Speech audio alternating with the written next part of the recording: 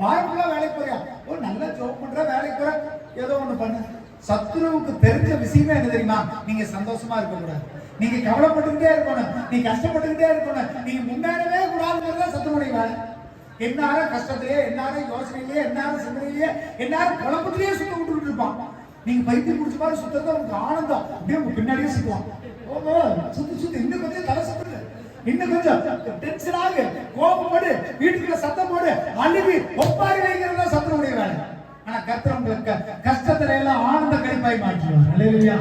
இனிமே பொழுதுங்க ஆண்டவருக்கு ஒரு செகண்டுங்க, சத்ரு வந்து உங்களுக்கு என்ன வேணா பண்ணலாம்னு நினைப்பா, ஆண்டவருக்கு ஒரு செகண்ட் போதும் உங்க நிலைமை தலைகீழாக அவரால் மாற்ற முடியும். அல்லேலூயா.